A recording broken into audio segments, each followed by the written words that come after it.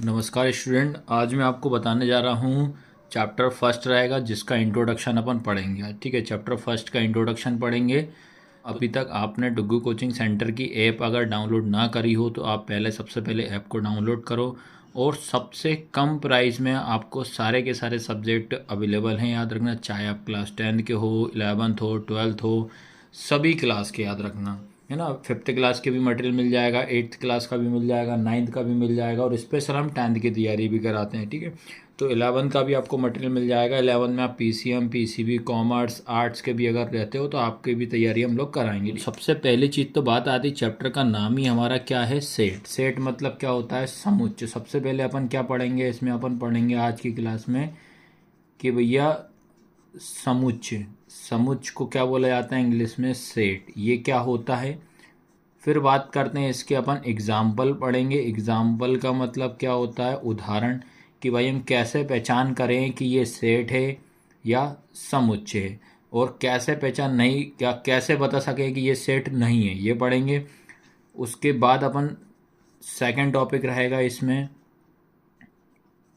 समुच्चय की विधि। ठीक है, क्या रहेगा, समुच्चय की विधि, जिसमें कि इंग्लिश में क्या बोला जाता है, जिसको मेथड ऑफ सेट। तो सेट्स की या सेट की क्या क्या मेथड होती हैं, जिसमें कि आपको बेटा दो मेथड पढ़नी पड़ेगी। नंबर 1 पे पढ़ना पड़ेगा आपको रोस्टर एंड टेबुलर फॉर्म। ठीक है, जिसको कि इंग्लिश में अगर हिंदी की बात करें तो क्या होगा, रोस्टर को रोस्टर ही बोलेंगे, रोस्टर, या टेबुलर को अपन बोल सकते हैं सारणीबद्ध। और मैं बता देना, जो भी हिंदी मीडियम वाले स्टूडेंट है वो ट्राई ये करो, आप इंग्लिश को ज़्यादा पढ़ो भैया। ठीक है भाई, आप कॉलेज वगैरह करोगे तो वो तो आपको इंग्लिश में ही रहेगा सारी चीज़ें। फिर इसी में अगर एक और मेथड की बात करता हूँ, सेकंड मेथड इसमें अपन पढ़ेंगे क्या है, सेट बिल्डर्स, है ना, सेट बिल्डर फॉर्म, जिसमें कि हिंदी में होगा आपका समुच्चय निर्माण, कि समुच्चय को कैसे बनाया जा सकता है।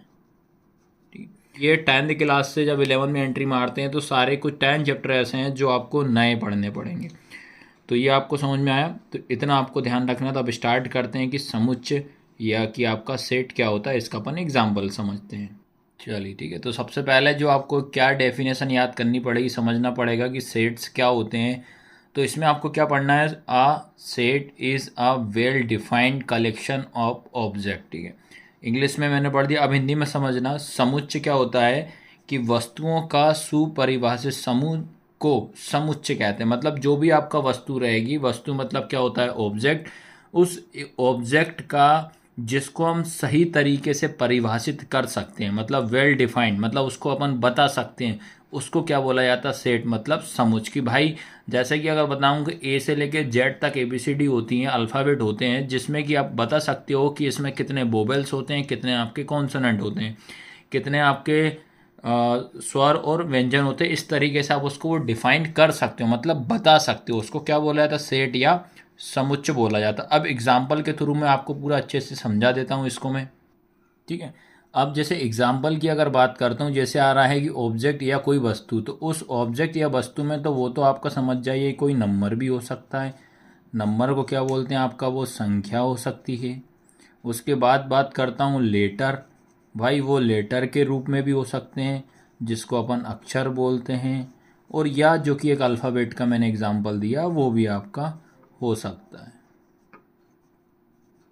ठीक है, तो ये होते हैं, याद रखना। ये इस तरीके से अपन सेट या समुच्चय को डिफाइन कर सकते हैं। ठीक है, अब बात करते हैं उसके बाद एक एग्जांपल अगर मैं लेता हूँ, जैसे कि एग्जांपल में आपको लिखा है द, सुनना भैया अच्छे से समझना, the vowels of English alphabets, जो कि हिंदी की बात करें, अंग्रेजी वर्णमाला के स्वर।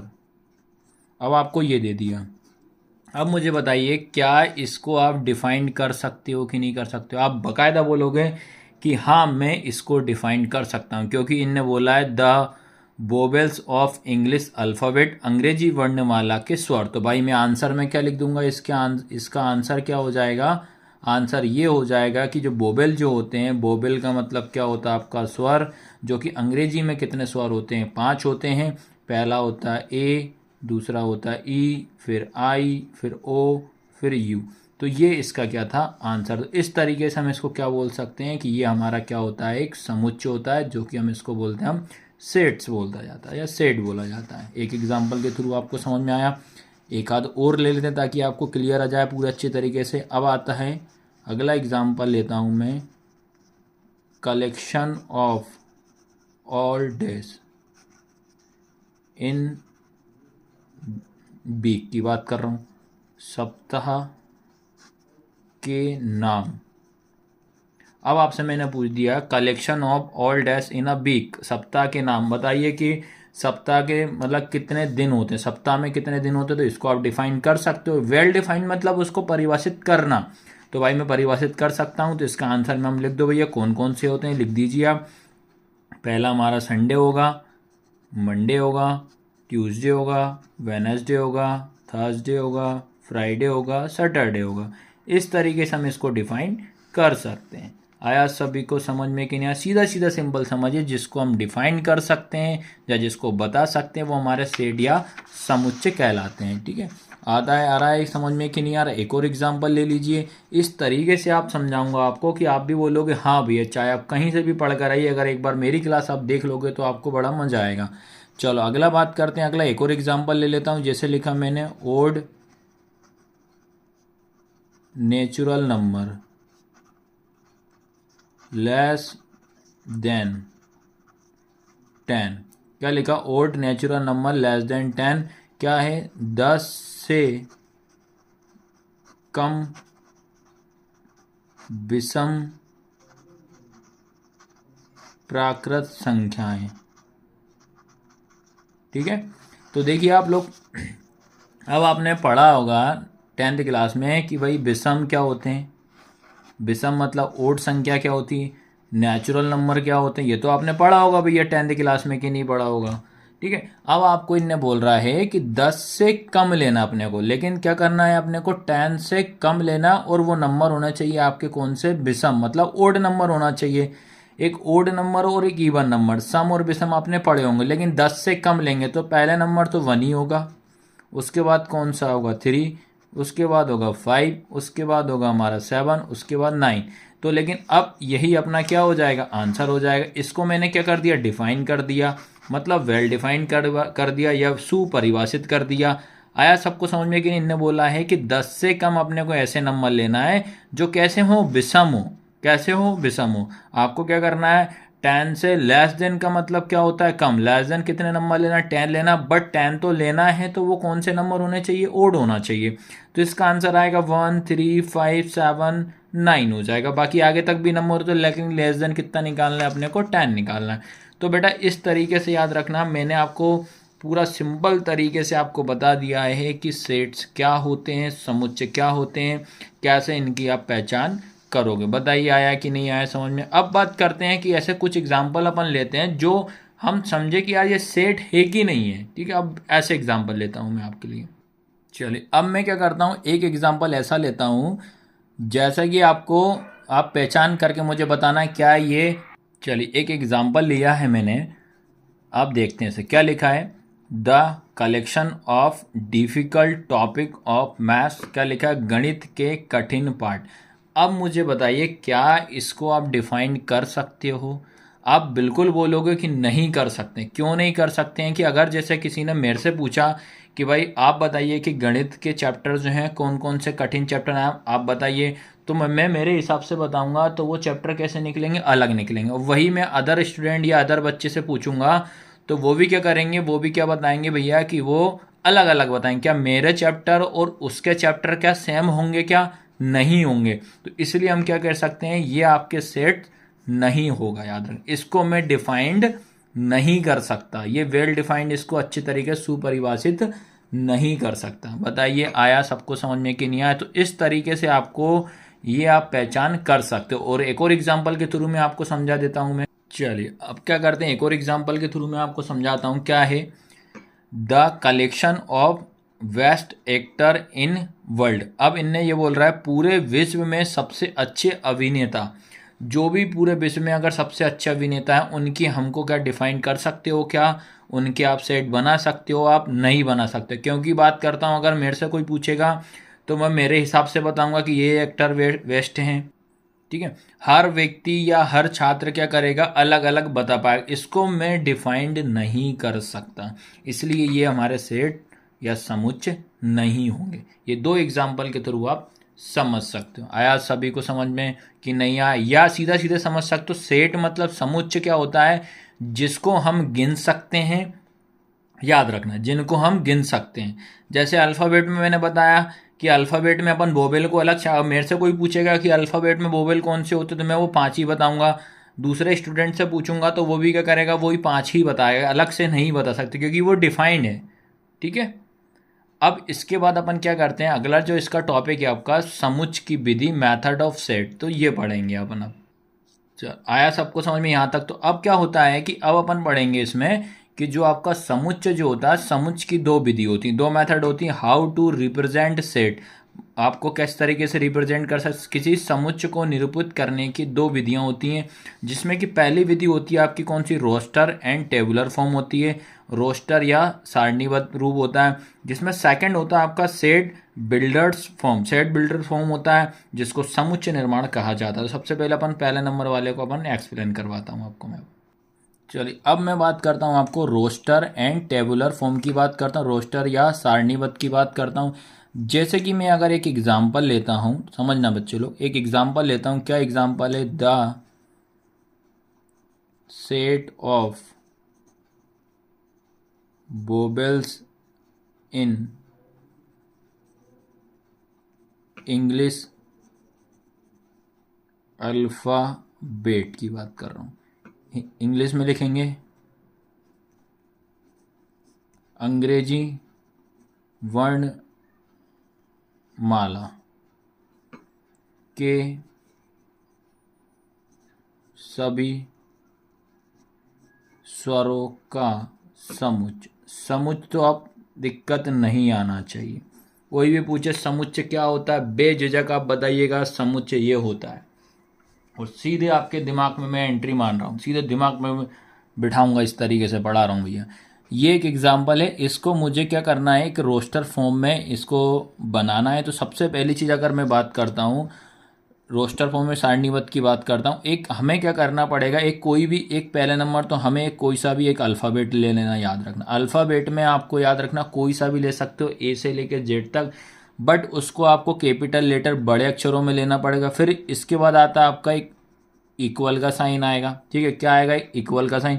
उसके बाद आपको एक करली ब्रैकेट बनाना पड़ेगा, क्योंकि ये अपन रोस्टर फॉर्म में लिखने का तरीका यही होता है। उसको आप क्या करोगे, एक कैपिटल लेटर में कोई सा भी अक्षर ले लोगे, फिर यहाँ पे इक्वल का साइन आएगा। फिर आता है आपका एक करली ब्रैकेट। करली ब्रैकेट मतलब होता है मध्यम कोष्टक, जिसको क्या बोला था, मध्यम कोष्टक। और हिंदी मीडियम वाले स्टूडेंट से मैं रिक्वेस्ट करता हूँ, आप हो सको तो बेटा इंग्लिश में ज़्यादा पढ़िएगा, क्योंकि कॉलेज में आप पढ़ोगे तो वो इंग्लिश में ही पढ़ना पड़ेगा। अभी से थोड़ी आदत डालिएगा धीरे धीरे। आपसे बोल रहा है the set of vowels in English alphabet, अंग्रेजी वर्णमाला के सभी स्वरों का समुच्चय।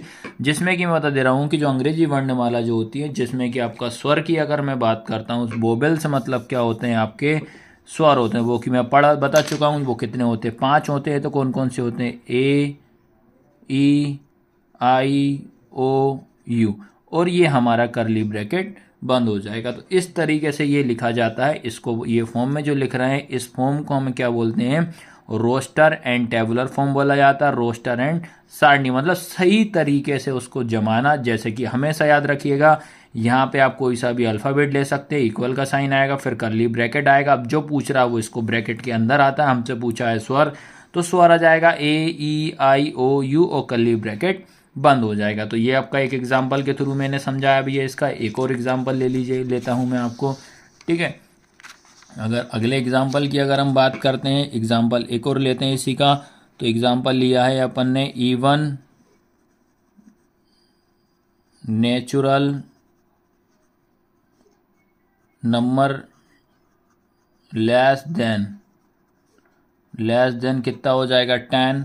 क्या हिंदी में क्या होगा 10 से कम सम प्राकृत संख्याएं। अभी क्वेश्चन को ना पढ़ो, सीधा सीधा क्या करो, सबसे पहला काम अंग्रेजी माला, कोई अंग्रेजी वर्णमाला कोई भी एक अल्फ़ाबेट ले लीजिए, इक्वल बना दीजिए, फिर एक करली ब्रैकेट बना दो, ठीक है जिसको हिंदी में मध्यम कोष्ठक बोलते हैं। आपसे पूछा क्या है, इवन नंबर पूछ रहा है। इवन मतलब क्या होता है आपका, इवन नंबर की अगर हम बात करें, ये आपका इवन नंबर क्या होता है आपका सम संख्या की बात करते हैं।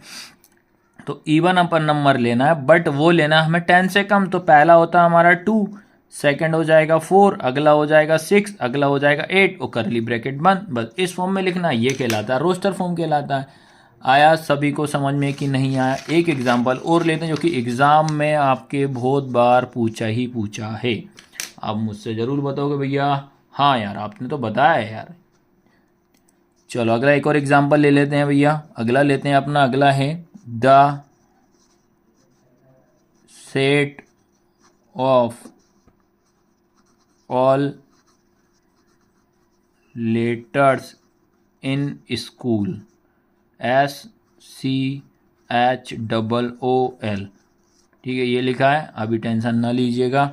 अब हिंदी में लिख लेते हैं SCHOOL स्कूल में प्रयुक्त अक्षरों का समुच्चय की बात करता हूँ। अब इसको भी लिखना है, इन्हें लिखा है the set of all letter. एक आपको एक समुच्चय, सेट मतलब समुच्चय होता है, एक लेटर दिया है, उस लेटर का क्या नाम है स्कूल, एक लेटर दिया है, एक शब्द अक्षर दिया है स्कूल, जिसको आपको समुच्चय मतलब रोस्टर फॉर्म में बनाना है। तो सबसे पहली चीज़ बात करते हैं, कोई सा भी अंग्रेजी का वर्णमाला ले, इस बार मैं ले लेता हूँ एन ले लेता हूँ, एन ले लूँ, एम ले लेता हूँ, चलो एम ले लिया, इक्वल का साइन लगा दिया। अब ये लगा दिया मैंने करली ब्रैकेट लगा दी। अब ध्यान रखना अपने को, जब भी इसमें लिखते हैं पहले नंबर हमेशा देखेंगे इसमें कि एस जो है सिंगल है क्या, आप बोलोगे हाँ एस सिंगल है, ठीक है। उसके बाद सी कहीं एक और दिख रहा है क्या, नहीं दिख रहा, सी का सी लिख दीजिए। उसके बाद एच भी सिंगल है, एच लिख दीजिए। उसके बाद ओ कितने हैं, 2, याद रखना ओ कितने आ गए हैं 2। तो आपको माइंड बैठा के रखना है, जब भी अगर 2 लेटर होते हैं उन दोनों लेटर को आपको एक बार लिखा जाता है, याद है, डबल नहीं लिखेंगे। इस ओ को अपन एक बार लिखेंगे और एल का एल हो जाएगा। तो ये कहलाता है आपका रोस्टर फॉर्म या टेबुलर फॉर्म, रोस्टर या सारणीबद्ध। अब तो ये आपको अच्छी तरीके से समझ में आ ही गया होगा। अब इसका जो सेकंड टॉपिक है, इसका सेकंड टॉपिक है set builders form. Set builders form आएगा, इसके बाद समुच्चय निर्माण जिसको बोले जाता है समुच्चय निर्माण।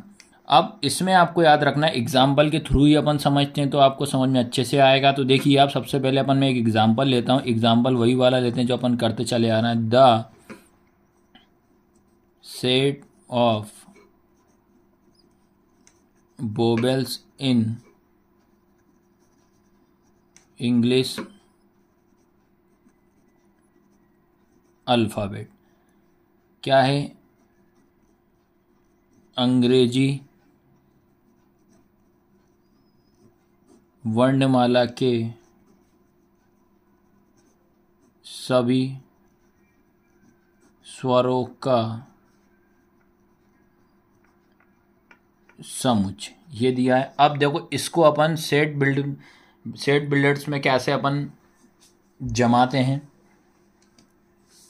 चलिए बात करते हैं। अब इसमें देखो अब क्या बोलता है, हमेशा सबसे पहली चीज़ तो वही आएगा क्या, ए आएगा। कोई भी एक अपन को लेटर लेना है, बट लेटर लोगे आप कैपिटल में लोगे, ए से लेके जेड तक कोई सा भी ले लीजिएगा।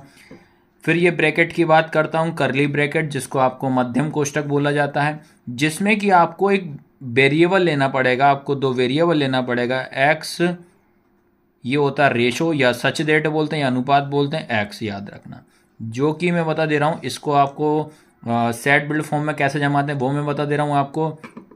क्या करना है आपको, करली ब्रैकेट एक्स और x, आपको यहाँ पे याद रखना x लेना है, क्योंकि x जो होता है आपका वेरिएबल होता है। वेरिएबल मतलब क्या होता है? चर होता है, याद रखना है। वेरिएबल मतलब क्या होता है? चर। अब इसको अपन मेंशन करेंगे कि ये क्या है। ये क्या है? इज। क्या है ये? Is vowels in English alphabet. आ रहा सबको समझ में कि नहीं आ रहा है? अपने को क्या करना है, इसको आपको इस तरीके से लिखना पड़ेगा। देखिएगा, मैंने बता दे रहा हूँ, अगर हिंदी मीडियम वाले स्टूडेंट हैं उनको भी लिखने का बता दे रहा हूँ। हिंदी वाले क्या लिखोगे? ए बराबर, ये मध्यम कोष्टक, एक्स अनुपात एक्स, या इसको सच दैट भी बोल सकते हो, एक्स सच दैट एक्स। ये क्या है हमारे? अंग्रेजी वर्णमाला का एक स्वर है, वो कर्ली ब्रैकेट बंद। तो इस तरीके से लिखा जाता है सेट बिल्ड फॉर्म में समुच्चय निर्माण के लिए। तो क्या है बता रहा हूँ, हमेशा याद रखना है, ये होगा आपका क्या बोलते हैं, कैपिटल लेटर बड़े अक्षरों में लिखोगे, ये होगा इक्वल का साइन, ये होता है आपका कर्ली ब्रैकेट। ये क्या होगा? एक्स सच दैट एक्स, या बोल सकते एक्स अनुपात एक्स, जो कि ये क्या है हमारे? ये है हमारे अंग्रेजी वर्णमाला का एक स्वर है। याद रखना, अंग्रेजी वर्णमाला क्या है? स्वर है। इसको इस तरीके से आपको जमाना पड़ेगा। अब बात करते हैं, एक और एग्जाम्पल के थ्रू समझाता हूं मैं आपको। चलिए, इसका अगला एग्जाम्पल एक और लेते हैं। तो क्या लेते हैं अपन? ये लिया मैंने even natural number less than 10 की बात कर रहा हूं। 10 से कम सम प्राकृत संख्याएं। ठीक है, आया सबको समझ में कि नहीं आया? क्या है अब आपको क्या करना है? Even natural number less than 10। तो सेट, अगर देखो मेंशन रहेगा तो सबसे पहले अपन क्या करते हैं? कैपिटल, अब तो मेरे नाम का ही अक्षर ले लेता हूँ, वी ले लेता हूँ। ये लिया भैया वी, इक्वल का साइन लगाया, कर्ली ब्रैकेट लगाया, क्या करेंगे? एक्स सच दैट एक्स, या एक्स अनुपात एक्स। अब बात करते हैं ये कौन से नंबर है? इस इवन है। क्या है? इस इवन नंबर है, मतलब ये कौन से नंबर है? इवन नंबर है। लेकिन फिर क्या करो? कॉमा, क्या बोल रहा है? ये एक्स है, एक्स से कितना लेस देन है? 10, तो लेस देन 10। तो ये आपको मेंशन करना पड़ेगा इस तरीके से। ये लेस देन, ग्रेटर देन, ये आपको पता होना चाहिए क्योंकि 10th क्लास में आप पढ़ के आए होगे। ये ग्रेटर देन, ये less than, greater than, equal, less than, equal, ये साइन आपको पता होना चाहिए। तो आपको इसको इस तरीके से मेंशन करना पड़ेगा। कॉमा, एक्स जो है, एक्स हमारा कोई सा आपका वेरिएबल, एक नंबर वेरिएबल होगा, चर है जो एक्स से कितना छोटा है? 10। तो एक्स लेस देन 10, यही लाइन बोल रहा है, लिख दिया है, लेस देन 10 कर दिया। आया सभी को समझ में कि नहीं आया? तो इस तरीके से आपको इनको जमाना है। और अगर लगता है तो एक एग्जांपल और समझा देता हूँ, स्कूल वाला ही, ताकि वो आपको क्लियर ही हो जाएगा। स्कूल वाले की अगर मैं बात करता हूँ तो देखो क्या लेकर, एक और एग्जांपल अपन ले लेते हैं। The set of all letter in school. पूरा भैया बेसिक से ही पढ़ाऊँगा मैं आपको, ताकि आपको ये ना बोलो कि भैया आपने सही नहीं पढ़ाया। स्कूल शब्द में प्रयुक्त अक्षरों का समुच्चय की बात करता हूँ। तो सैम वही गया। अब इसने बोला है the set of all letter in school, school शब्द में प्रयुक्त अक्षरों का अपन को क्या बनाना है? एक समुच्चय बनाना है। तो सीधा सीधा बहुत सिंपल सा है, इसमें कोई कहने का मतलब कलाकारी नहीं है। तो क्या होगा? सैम कोई सा भी अल्फ़ाबेट ले लीजिए। अब इस बार वी ले लेता हूँ। गेंद वाले भाई साहब को दिक्कत नहीं आना चाहिए। इक्वल का साइन, ब्रैकेट लगाओगे, एक्स अनुपात x, x such that x, क्योंकि आपको वेरिएबल लेना इज। ये क्या है? एक लेटर है। और अब लेटर तो है, कौन सा लेटर है? स्कूल है, ब्रैकेट बंद। आया सभी को समझ में? तो अगर वैसे बात करता हूँ, अगर मैं हिंदी में लिखना चाहें तो क्या लिखेंगे? एक्स अनुपात एक्स, जो क्या है? एक शब्द है। कौन सा शब्द है? स्कूल है, एक शब्द है। का क्या है भैया? एक अक्षर है, बस इतना सा आपको मेंशन करना है। आया सभी को समझ में कि नहीं आया? उतना आपको सबको समझ में आ गया होगा कि समुच्चय सेट क्या होता है विद एग्जांपल के साथ। समुच्चय की विधि, मेथड ऑफ सेट क्या होता है, उसके दो विधि बताई थी, roster tabular form, set builder form क्या होता है। फिर उसके बाद जो अपन अब पढ़ेंगे कि टाइप ऑफ सेट, सेट के टाइप्स ऑफ सेट। सेट इसको अपन हिंदी की अगर बात करें कि समुच्चय के प्रकार, समुच्चय के प्रकार कौन कौन से होते हैं, जिसमें कि अपन सबसे पहला मैं आपको बताऊंगा एम्प्टी सेट क्या होता है, जिसको बोला जाता है रिक्त समुच्चय क्या होता है। रिक्त मतलब होता है खाली स्थान या खाली, वो दोनों के दोनों उसमें प्रेजेंट ना हो, कोई भी समय उसमें प्रेजेंट ना हो या उपस्थित ना हो, वो रिक्त समुच्चय होता है। उसके बाद सेकंड नंबर पर पढ़ेंगे अपन फाइनाइट सेट मतलब क्या होता है, परिमित समुच्चय क्या होता है। इनफाइनाइट सेट अपरिमित समुच्चय क्या होता है। उसके बाद बात करता हूँ इक्वल सेट, समान समुच्चय या बराबर समुच्चय जिसको बोला जाता है। फिर उसके बाद आपको बताऊंगा मैं यूनिवर्सल सेट क्या होता है, सावित्रिक समुच्चय क्या होता है। फिर उसके बाद आपको बताऊंगा सबसेट या उप समुच्चय क्या होता है। तो ये इतने अपने को टाइप्स पढ़ना है, ये ध्यान आपको रखना है, और मैं विद एग्जाम्पल के साथ आपको सारे के सारे कराऊंगा। और अगर आप पहली बार क्लास अटेंड कर रहे हैं तो चैनल को सब्सक्राइब करना है, और हमारी ऐप को भी डाउनलोड जरूर करिएगा। उसमें आप कुछ कोर्स भी परचेस कर लें जिसमें कि आपको फुल डिटेल में आपको बताया गया है। ऐप को जरूर डाउनलोड करना है डुग्गू कोचिंग सेंटर की।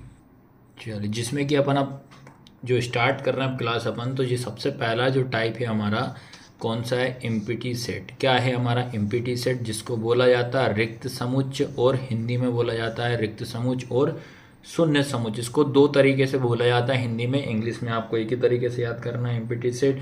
अब ये क्या होता है समझना आपको कि the set which does not contain any elements is called empty set. इसमें ये बोल रहा है कि एक समुच्चय जिसमें एक भी अवयव नहीं होता है, अवयव नहीं होता है, इसका मतलब आपको कुछ भी दिया जाएगा, एक आपको एक सेट दिया जाएगा, अब आपसे पूछेगा बताइए कि इसमें कुछ कॉमन दिख रहा है, तो जिसमें कॉमन या कुछ भी ना दिखे उस कंडीशन में अपन को एम्प्टी सेट होता है। टेंशन ना लेना, मैं एग्जांपल के थ्रू आपको इसको बराबर समझाऊंगा, याद रखना, ठीक है। एग्जांपल भी लेंगे।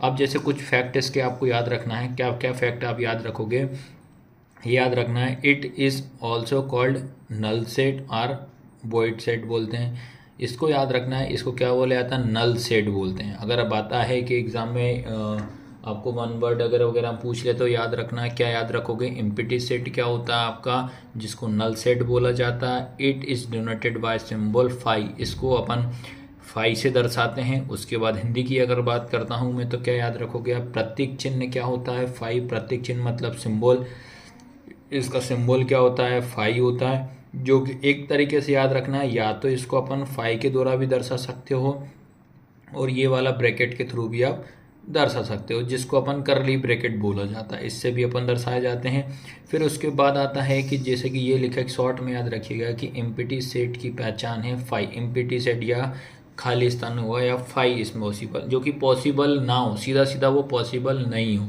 अब अपन एग्जाम्पल के थ्रू समझते हैं, आप खुद आराम से आपको समझ में आएगा कि क्या बताया है मैंने। चलिए, जैसे कि आपको दिख रहा है एम्प्टी सेट या रिक्त समुच्चय की अगर आप एग्जाम्पल के थ्रू अपन समझते हैं, क्या लिखा है example first, the set of triangles with four side. इनने बोला है कि the set of triangle with four side, चार भुजा वाला त्रिभुज। अब आपको दिमाग में ये रखना है, ये हमारा एक एग्जाम्पल है, अब इनको अपन को इसका आंसर देना है, ठीक है। क्या देना है इसको, अपन को इसका आंसर देना पड़ेगा अपने, ठीक है। ये अपन क्या करते हैं, इसका अपन आंसर देते हैं। तो आंसर में सबसे पहले मैंने आपको बताया था कि अपने को एक कोई भी एक अल्फ़ाबेट लेना पड़ेगा। जैसे कि अल्फ़ाबेट अगर लेता हूँ तो इसमें ट्रायंगल की बात हो रहा है, ट्रायंगल मतलब क्या होता है, त्रिभुज, तो मैं एक टी ले लेता हूँ, टी लिया मैंने, फिर मैंने लगाया इक्वल का साइन। अब क्वेश्चन क्या बोल रहा है, क्वेश्चन हमसे पूछ रहा है कि ये बताइए कि त्रिभुज जो होता है क्या वो चार भुजा वाला होता है। आप खुद एक कॉमन सेंस वाली बात है, आप खुद कॉमन सेंस लगाइए, क्या कोई त्रिभुज या कोई ट्रायंगल में कभी चार साइड होती हैं, क्या नहीं होती। तो इसका मतलब ये कौन सा सेट हो जाएगा, ये हो जाएगा आपका एम्प्टी सेट हो जाएगा, रिक्त समुच्चय जिसको बोला जाता है।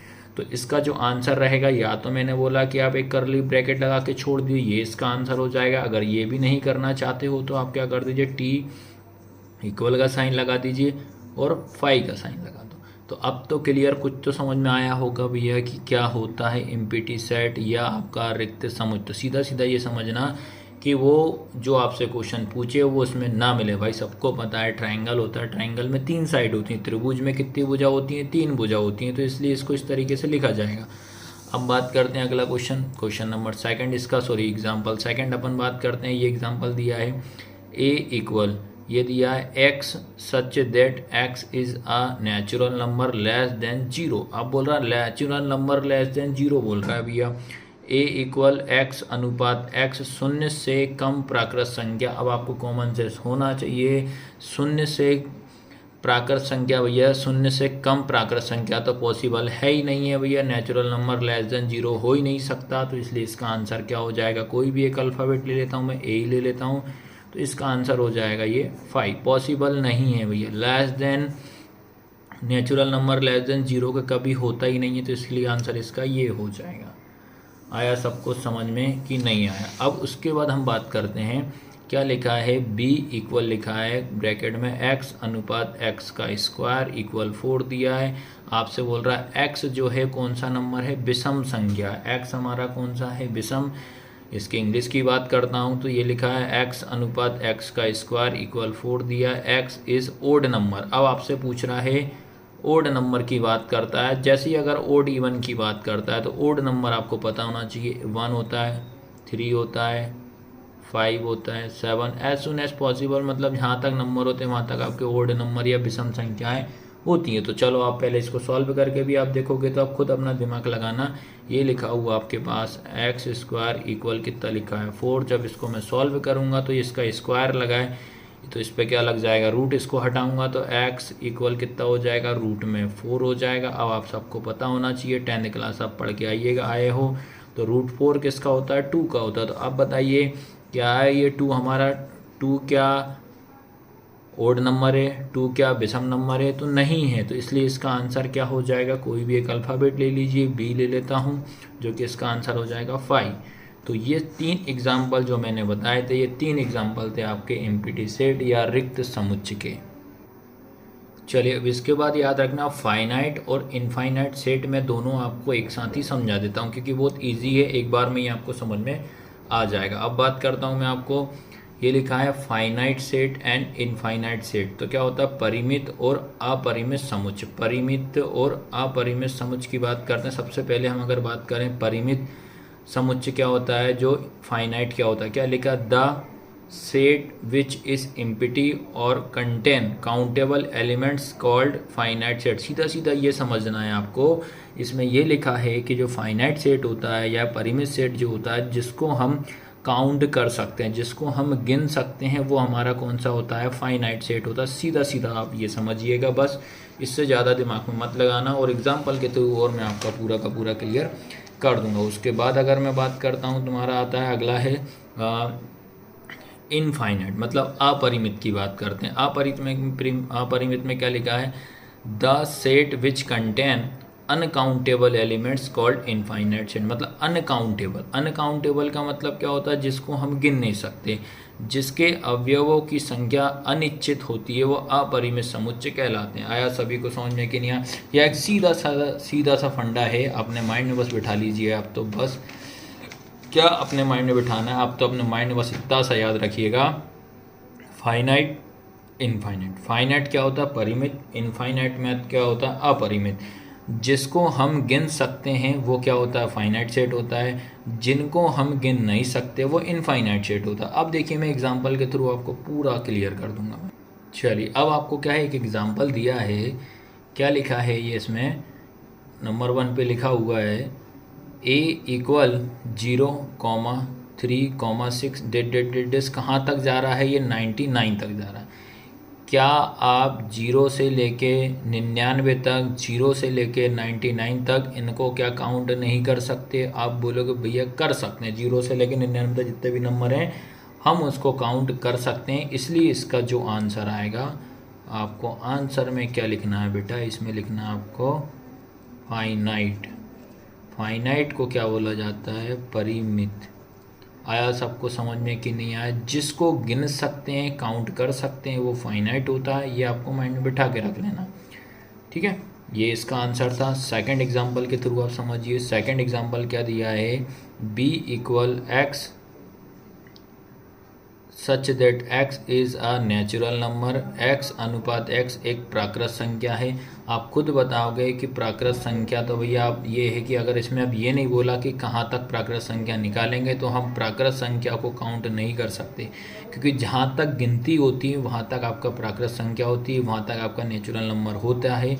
ये आपको पता होना चाहिए, जिसको हम प्राकृत संख्या को गिन नहीं सकते। अगर मैंने बोला बताइए बेटा प्राकृत संख्या को गिनो, तो आपको यहाँ तो दिया तो है नहीं कहाँ तक गिनना है, ये तो इनफाइनाइट तक गिनना है आपको, तो इसलिए इसका आंसर क्या हो जाएगा।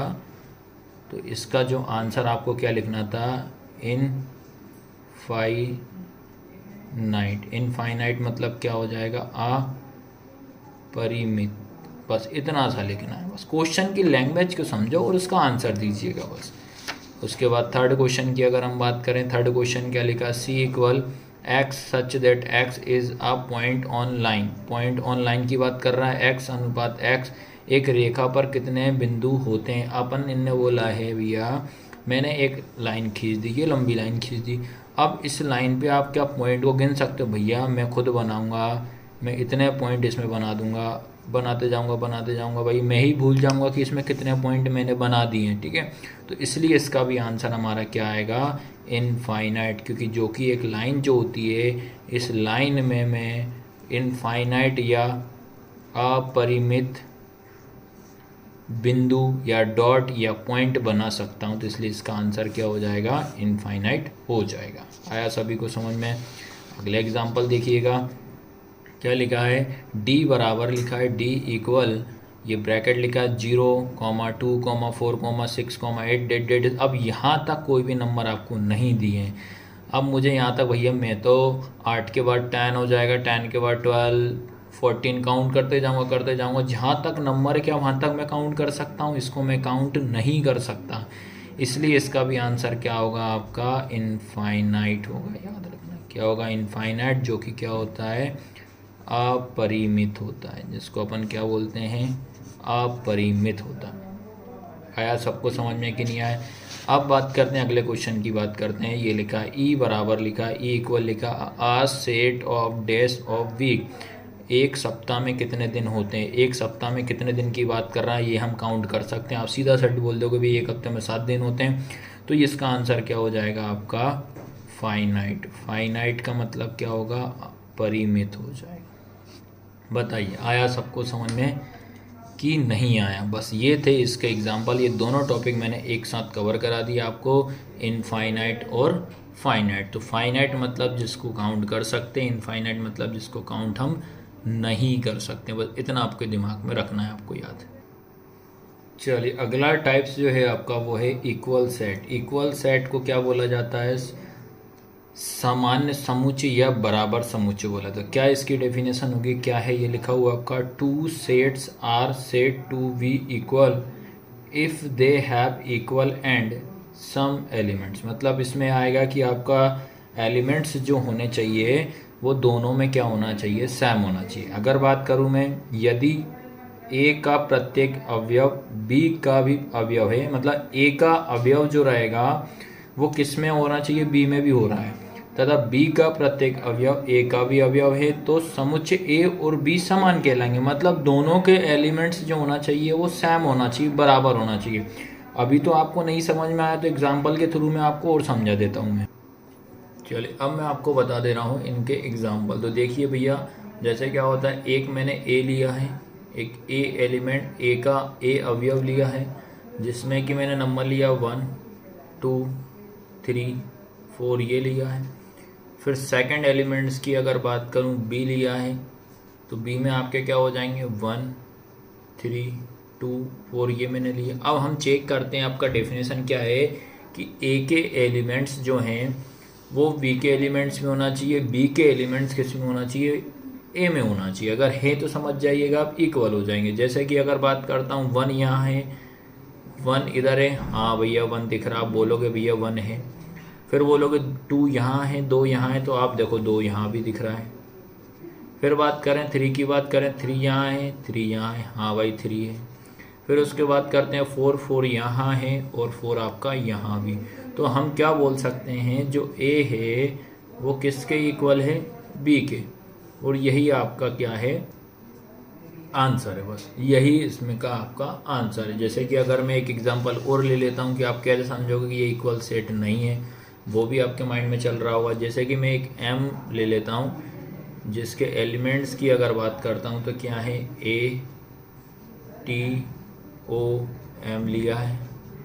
एम के बाद एक और एलिमेंट्स ले लेता हूँ एफ, इसमें देख लेता हूँ ये लिखा आपका टी, ये ओ, ये एम और ये अपना सी हो जाएगा। अब अपन मैच करते हैं। देखो बेटा, मैंने देखा ए यहाँ, ओ सॉरी यहाँ टी है, टी यहाँ है, हाँ भाई, ओ यहाँ है, ओ यहाँ है, एम यहाँ है, ए वाला इसमें नहीं है, सी वाला इसमें नहीं है। तो हम क्या बोलेंगे, एम और एफ जो है नॉट इजिकल टू मतलब इक्वल नहीं है। तो M not equal to F, दोनों में प्रेजेंट होना चाहिए, जिसको बोला जाता है इक्वल सेट बोला जाता है। आया सबको समझ में कि नहीं आया?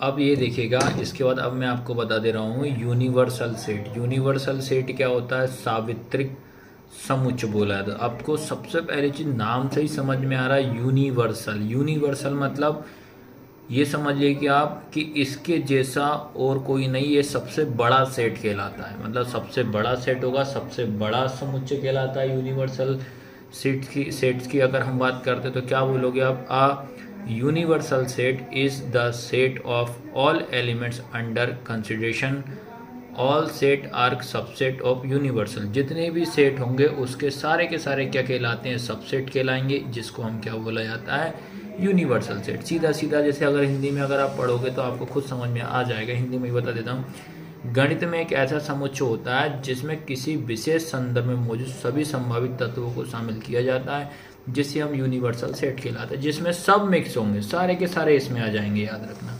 अगर नोट करके भी लिखा है तो ये भी समझिएगा आप क्या लिखा है नोट में, यूनिवर्सल सेट में सभी आ जाते हैं, जो बचा है वो भी आ जाता है, इसलिए इसे सबसे बड़ा सेट कहा जाता है। तो एक एग्जांपल के थ्रू और आपको मैं क्लियर कर देता हूँ इसमें। चलिए, जैसे अगर यूनिवर्सल सेट की अगर मैं एक एग्जांपल की अगर मैं बात करता हूँ, जैसे कि मैं कोई भी एक एलिमेंट्स लेता हूँ ए, जिसमें कि ये लगा आपका करली ब्रैकेट लगा और लिख दिया आपको सैटरडे कॉमा संडे, ठीक है, ये लिखा है। अब इसका आपसे पूछते हैं इसका यूनिवर्सल सेट आपको बताइए। क्या यूनिवर्सल सेट का मतलब क्या होता है, सावित्रिक समुच्चय आपको बताना है। तो देखिएगा बच्चे लोग, आप देखना है इसमें लिखा सैटरडे कॉमा संडे। तो इसमें क्या होगा, सारे सभी के सभी वीक के नेम आ जाएंगे।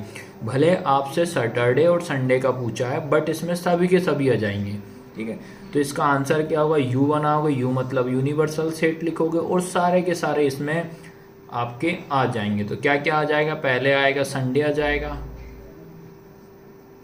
संडे के बाद आपका मंडे आ जाएगा।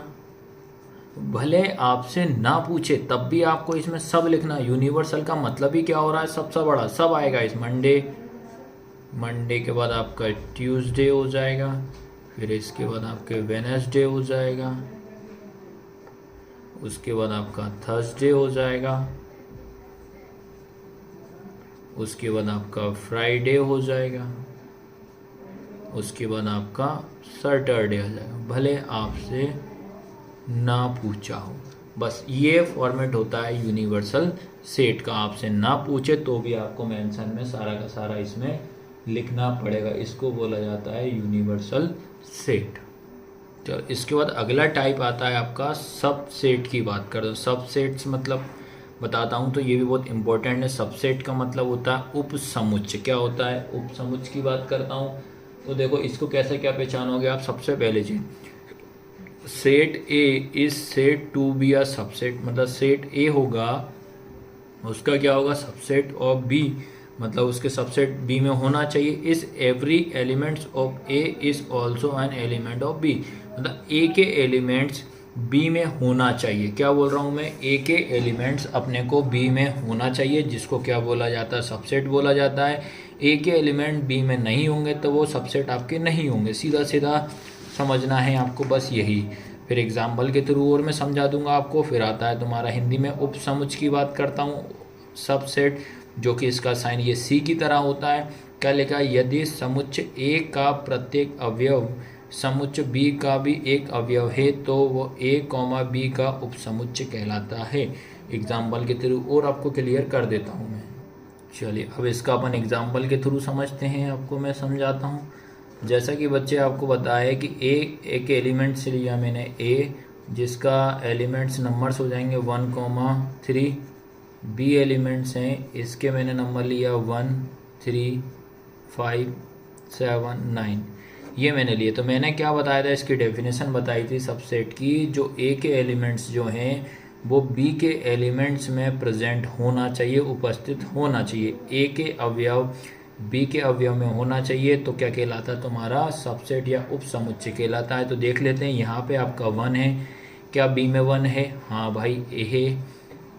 ए के 3 इधर है ए में, क्या बी में भी है? हाँ भाई आप बोलोगे है। तो इसका मतलब क्या हो जाएगा, ये हमारा क्या कहलाएगा, उपसमुच्चय या सबसेट कहलाएगा। बस यही आपका आंसर है।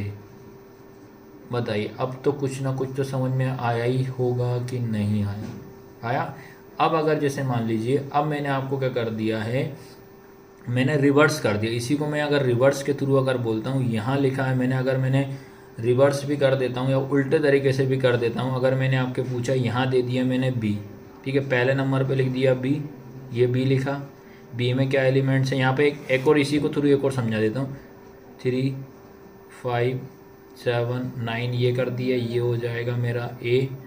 तो ए में कितना 1,3। अब मैं चेक करूँगा, अब क्या होता है देखेंगे कि बी के एलिमेंट्स ए में होना चाहिए। अगर बी के एलिमेंट्स ए में होंगे तो हमारे ये सबसेट कहलाएगा, नहीं है तो नहीं कहलाएगा।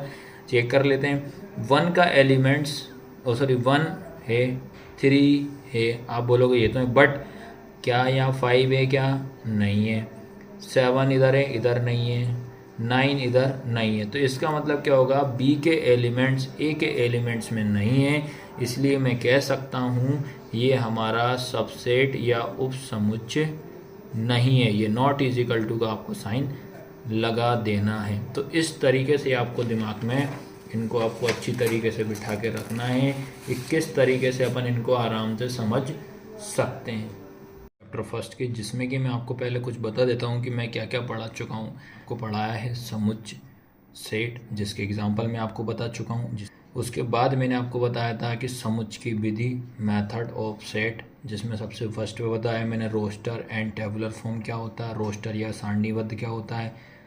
सेकंड नंबर मैंने बताया था सेट बिल्डर्स फॉर्म क्या होता है, समुच्चय निर्माण। तो ये मैंने बहुत अच्छे तरीके से आपको समझाया हुआ है, तो ये ज़रूर आप पहले समझ लिएगा, आपको ये पूरा क्लियर हो।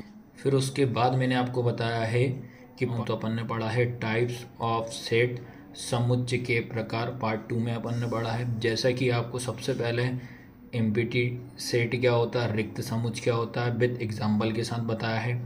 फाइनाइट सेट अपरिमित, ये भी विद एग्जाम्पल के साथ बताया है।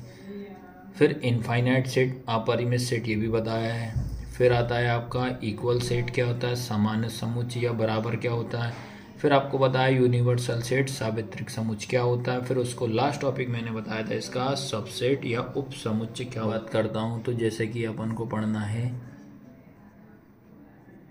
वेन डायग्राम, सबसे पहला टॉपिक अपना यही होगा, वेन डायग्राम, जिसको बोला जाता है वेन आरेख,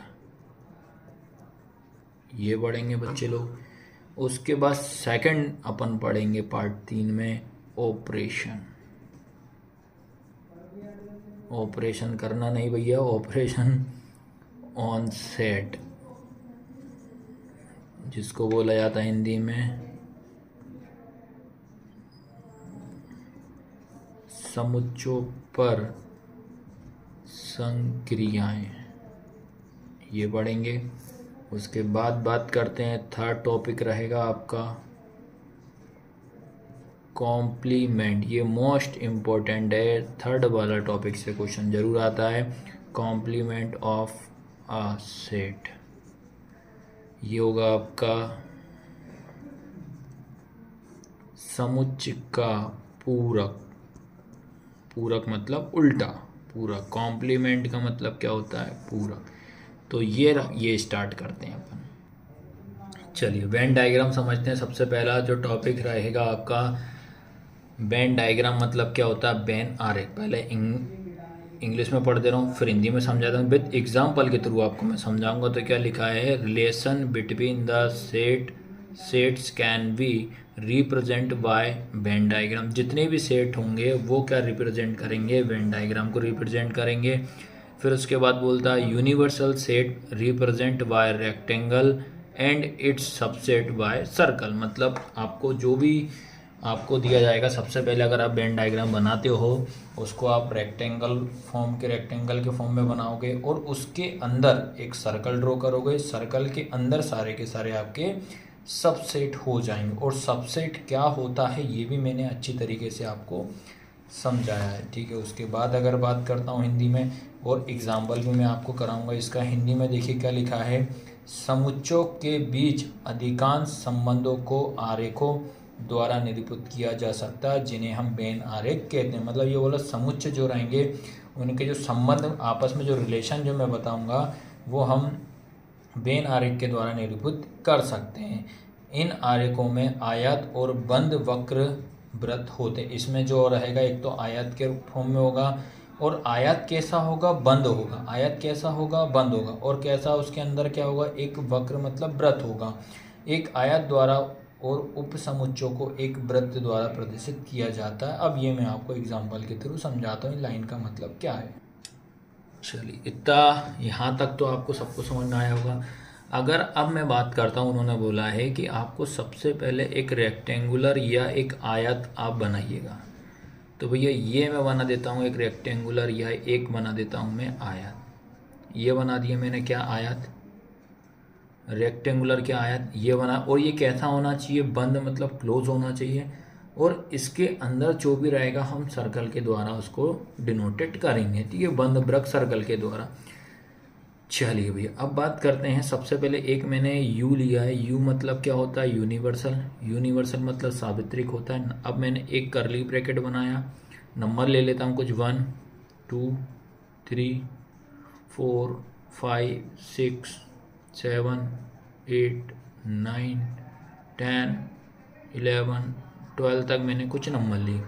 उसके बाद मैंने एलिमेंट्स लिया, अवयव लिया, एक ए लिया है। ए के अंदर मैं नंबर दे देता हूँ 2 4 6 8, बंद हो जाएगा। उसके बाद बी ले लेता हूँ, बी एलिमेंट से अवयव लिया 1 3 5 और ये लिया मैंने 7, ठीक है। अब ये मेरा होगा यू मतलब क्या होगा, यूनिवर्सल।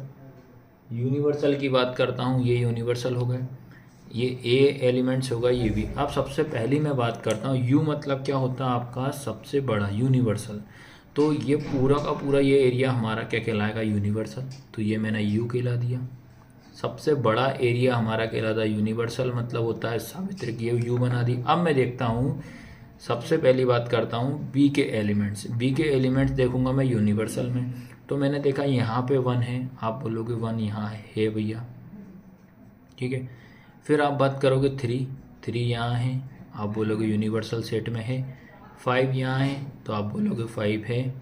उसके बाद 7 की बात करेंगे, 7 यहाँ पे है। तो मैंने चेक करा यूनिवर्सल सेट में बी के जितने भी एलिमेंट्स हैं सारे के सारे इसमें प्रेजेंट हैं।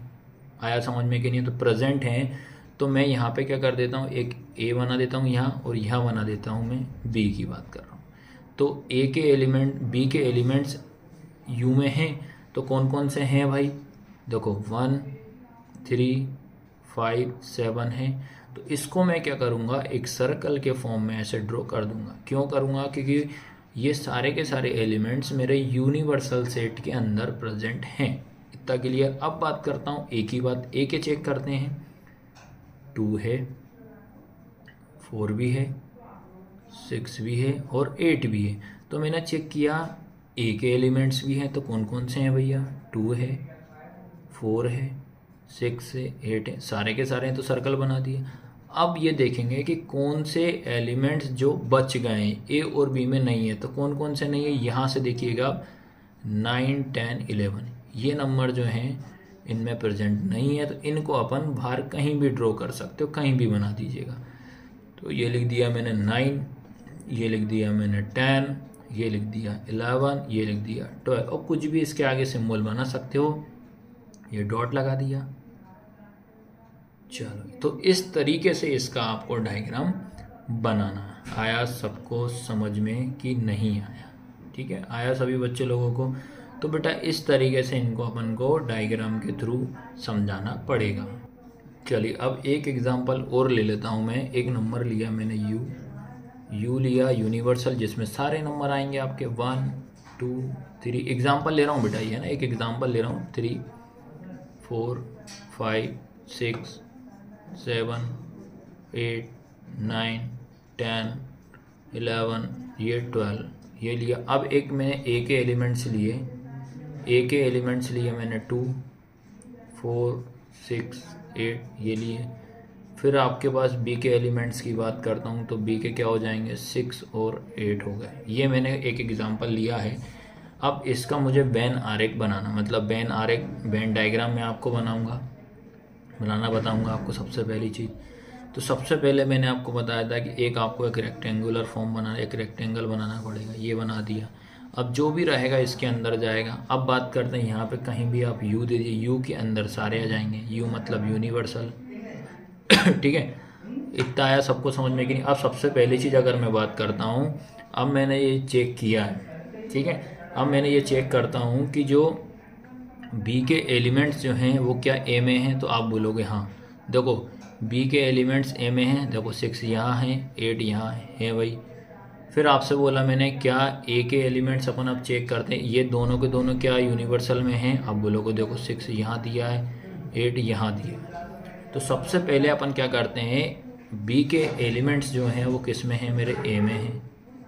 इतना क्लियर हुआ। और ए के एलिमेंट्स जो हमारे यू में भी हैं, तो देखो आप देखोगे तो ये 2 भी दिख रहा है, उसके बाद आपका ये 4 भी दिख। सबसे पहली अगर बात करता हूँ मैं, तो जब बी के एलिमेंट्स की बात करता हूँ, तो बी के एलिमेंट्स मेरा एक 6 है, 8 ये दोनों के दोनों हैं। तो एक सर्कल ड्रॉ कर दूंगा, तो ये हो जाएंगे मेरे बी, क्योंकि बी के एलिमेंट्स मेरे किसके पास हैं, ए के पास हैं। अब ए के पास 2 और दिख रहा है, 2 और 4, जो कि किसके पास है, मेरे यूनिवर्सल सेट में है। तो इसके बाहर एक और अपन सर्कल ड्रॉ कर देंगे। ठीक है, तो एक और सर्कल जब ड्रॉ करूंगा तो क्या आएगा मेरे पास, यहाँ पे आपका 2 हो जाएगा, यहाँ पे आपका 4, और ये हो जाएगा मेरा ए। इतना आया बी के एलिमेंट्स। फिर इसके बाद ए के एलिमेंट्स हो जाएंगे। अब देखेंगे इसके बाद कौन कौन से नंबर जो बच रहे हैं वो ए और बी में नहीं है, वो सारे के सारे यूनिवर्सल सेट कहलाएंगे। तो पहला हमारा 1, कहीं भी लिख दीजिए 1 हो गया। उसके बाद कौन सा नंबर नहीं है, 3 भी नहीं है दोनों में, तो यहाँ पे डॉट के साथ 3 हो जाएगा। उसके बाद 5 नहीं है, तो डॉट के साथ 5 हो जाएगा। 6 भी, 7 भी नहीं है, तो डॉट के साथ आप कहीं भी 7 बना दीजिए। फिर आता है आपका 9, तो 9 नहीं है, और 9 हाँ नहीं है। फिर उसके बाद 10 11 12 तीनों चारों नंबर आ जाएंगे, 10 11 और 12। तो इस तरीके से आपको क्या करना है, ये डायग्राम आपको ऐसे बनाना पड़ेगा। चलिए अब इसके बाद तुम्हारा अगला टॉपिक है operation on set. Operation on set की बात करता हूँ, समुच्चों पर संक्रियाएं। क्या है, समुच्चों पर संक्रियाएं। ये क्या होता है ये समझना। ये जिसमें कि इसका पहला जो रहेगा यूनियन ऑफ सेट। सबसे पहले अपन समझते हैं कि यूनियन ऑफ सेट क्या होता है। इससे क्वेश्चन आपका 101% आता ही आता है। तो यूनियन ऑफ सेट की बात करता हूँ, समुच्चों का सम्मिलन। सम्मिलन मतलब संघ। यूनियन का मतलब क्या होता है, संघ, मतलब मर्ज करके आपको लिखना है। तो क्या लिखा है इसमें, 2 सेट ए, मतलब 2 सेट, आपको एक सेट ए लेना पड़ेगा, दूसरा सेट बी लेना पड़ेगा। Union of A and B contain all the elements of A and B, मतलब दोनों में प्रेजेंट होना चाहिए। विद एग्जाम्पल के थ्रू भी मैं आपको समझाऊंगा। ए और बी का सम्मिलन वह समुच्चय है जिसमें ए के सभी अवयव के साथ बी के भी सभी अवयव हो, और या कह सकते हैं अपन उभयनिष्ठ। क्या कह सकते हैं, उभयनिष्ठ। या तो सीधा सीधा ये समझिए कि जो आपका यूनियन ऑफ सेट क्या होता है। यूनियन ऑफ सेट की अगर मैं बात करूं, यूनियन ऑफ सेट का मतलब क्या होता है, यू होता है। क्या होता है, यू, और यू का मतलब होता है संघ। संघ का मतलब क्या होता है, साथ में। तो इसको कैसे लिखते हैं तो वो मैं आपको क्लियर करा देता हूँ। अब मैं आपको क्या करता हूँ, अब एग्जाम्पल के थ्रू आपको समझाता हूँ। जैसे कि मैं क्या कर रहा हूँ, एक आपको लिया मैंने ए लिया है, ठीक है। 1 2 3 4 5 6 7 8 ये लिया। उसके बाद लिया मैंने बी के एलिमेंट्स हैं 6 7 8 9 10 और ये 11 ये लिया। अब मुझे बनाना है इसका यूनियन मतलब संग ए संग बी। ए संग बी इसका मतलब ये होता है कि ये दोनों एलिमेंट मतलब अपने को साथ में लिखना पड़ेगा। ठीक है, अब पहले देखते हैं रिपीट सेम सेम कौन सा देता है। 6 यहाँ है, 6 यहाँ भी है, 7 है, 8 है। ये तीनों एलिमेंट्स जो हैं अवयव जो हैं सेम दिख रहा है, तो इनको जब सम के साथ जब लिखूंगा तो सबसे पहले मतलब मिला के तो क्या आएगा 1 2 3 4 5। 6 आपके 2 बार हैं तो आप एक बार लिखोगे, 7 भी 2 बार है तो एक बार लिखोगे, 8 भी 2 बार है तो एक बार लिखोगे। फिर यहाँ पे क्या जाएगा आपका 9 10 और 11। आया सबको समझ में कि नहीं आया। और एक अगर मैं बेसिक डायग्राम की बात करता हूँ, अगर आपसे बोलता है किसी यूनियन का या संघ का वेन आरेख बनाइए तो इसका मतलब ये होता है, तो पहले तो ये होगा बाहर वाला यू। अब जैसे क्या होता है कि ये मैंने एक ए बनाया, इसी के साथ में जो रहेगा मेरा क्या होता है बी होता है, इसके साथ में क्या होता है बी। ये कहलाता है मेरा संघ। क्या कहलाता है संघ मतलब यूनियन। संघ का मतलब क्या होता है यूनियन कहलाता। अब इसको मैं इनको इसके थ्रू समझाता हूँ। तो सबसे पहले मैंने क्या करा, आपको एक ये आपका एक रेक्टेंगल आयत बनाया। ठीक है, यहाँ पे मैं कहीं भी एक यू मेंशन कर दूँ। सबसे पहली बात करता हूँ मैं ए की बात करता हूँ। ठीक है, या आप पहले ए के एलिमेंट्स की हम बात करते हैं। तो ए के अंदर आप देखोगे क्या क्या दिखेंगे 1 2 3 4 और ये मेरे 5 हो जाएंगे। फिर मैं बात करता हूँ बी की बात करता हूँ। तो देखो ये डबल डबल काउंट मत करना, डबल डबल यही आपके क्या कहलाएंगे संघ कहलाएंगे। यही तो आपके संघ हैं, यही तो आपके यू हैं, यही तो आपके यूनियन हैं जो दोनों में हैं, ए में भी हैं और बी में भी हैं। फिर आपके पास यहाँ हो जाएगा 9, ये हो जाएगा 10, ये हो जाएगा 11। आया सबको समझ में कि नहीं आया। तो फिर मैं क्या करूँगा, ये बनाया मैंने ए का सर्कल और यहाँ बनाया मैंने बी का सर्कल। अब देखूंगा मैं ए और बी में कौन से नंबर्स हैं जो सेम, जो ए में भी हैं वो बी में भी हैं। तो देखो 6 ए बी में भी है, 6 ए में भी है, तो यहाँ हो जाएगा 6। उसके बाद 7 बी में भी है, 7 ए में भी है तो 7 हो जाएगा। उसके बाद 8 बी में भी है, 8 ए में भी है, तो ये आपका आंसर हो। तो इस तरीके से इसको आपको बनाना है। तो ये कहलाता है आपका ए संग बी का पेन आरेख। जो सेम दिखेगा दोनों में वो बीच में आता है। अब याद रखना, कुछ आपको लॉ बता रहा हूँ, कुछ नियम बता रहा हूँ, ये आपको पता होना चाहिए। जैसे कि सबसे पहला होता है कम्युलेटिव लॉ की अगर बात करो, जिसको होता है क्रम विनिमय नियम। क्रम विनिमय का मतलब क्या होता है क्रम बदलना। तो ये होता है ए संग बी बराबर क्या होता है ए संग बी संग ए। यू मतलब होता है यूनियन, एक पहला रूल ये याद रखिएगा। फिर आता है इसमें एसोसिएट लॉ की अगर बात करूँ, सहचार नियम। सहचार नियम क्या होता है, ब्रैकेट में ए संग बी ब्रैकेट बंद, फिर यू आपका सी हो जाएगा, फिर इसका ए आपका बाहर हो जाएगा, फिर बी संग सी हो जाएगा। ये आपको पता होना चाहिए। उसके बाद अगर बात करता हूँ लॉ ऑफ आइडेंटिटी की बात करता हूँ, तत्समक नियम की बात करता हूँ, ए संग फाई। अगर फाई के साथ किसी का भी अगर मैं संग करता हूँ तो हमेशा माइंड में बैठा रखना वही नंबर है। इसका मतलब क्या होता है इम्पिटी। इम्पिटी मतलब क्या होता है रिक्त समूच होता है। फिर आता है वर्ग सम की बात अगर करता हूँ, वर्ग सम क्या होता है इम्डोप्लोटेंट लो की बात करता हूँ, आइडोप्लोटेंट लो की बात करता हूँ। तो जैसे कि आता है ए संग ए संग ए करूँगा तो ए ही आएगा। फिर लो ऑफ यू यूनिवर्सल सेट की बात करता हूँ, ए यूनिवर्सल यू। ये यू मतलब यूनियन होता है, ये यू का मतलब यूनिवर्सल होता है, तो इसमें आंसर आपका यू ही आएगा। तो ये कुछ लॉ है, ये आपको पता होना चाहिए। तो इसके बाद आपका आता है, इसका लास्ट टॉपिक है आपका इंट्रोडक्शन क्लास का, ये है आपका complement of set. Complement of set इसको आप अच्छे से समझिएगा, एग्ज़ाम में आपसे पक्का 101% आपसे पूछेगा ही पूछेगा। ठीक है, तो अब अगर बात करते हैं अपन ये क्या होता है ये भी समझना।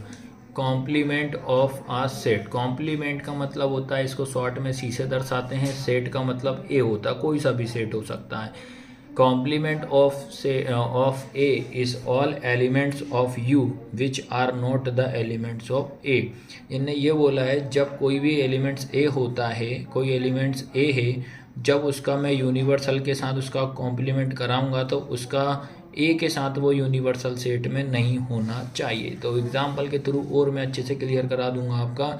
समुच्चय का पूरक क्या होता है? U एक सार्वत्रिक समुच्चय होता है। U मतलब यूनिवर्सल सेट होता है और A कॉमा U का एक उप समुच्चय है। तो A का पूरक समुच्चय U के उन अवयवों का समुच्चय है जो A के अवयव नहीं है। A के अवयव नहीं होना चाहिए। प्रकृत्यात्मक रूप से हम U के सापेक्ष A के पूरक को प्रतीक A डैश से निरूपित करते हैं। हमेशा याद रखिएगा, कभी भी अगर आपको A डैश अगर कहीं भी लिखा है, A के ऊपर अगर कोमा आ जाता है तो समझ जाइएगा कॉम्प्लीमेंट होता है। कॉम्प्लीमेंट का मतलब होता है पूरक। कॉम्प्लीमेंट का मतलब क्या होता है? पूरक। इसको मैं एग्जाम्पल के थ्रू समझाता हूँ।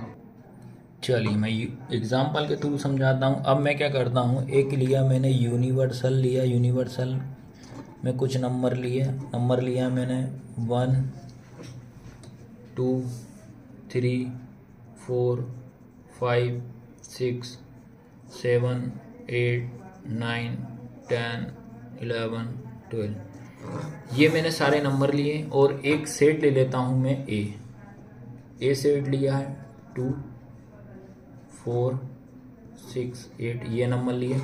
अब मुझे इसका बताना है ए डैश का मतलब होता है यूनिवर्सल, या इसको अपन जो बोल ए डैश का मतलब होता है आपका कॉम्प्लीमेंट, जिसको पूरक बोला जाता है। तो हमेशा माइंड में रखना है जो ए के एलिमेंट्स जो हैं वो यूनिवर्सल सेट से आप कैंसिल कर दीजिए।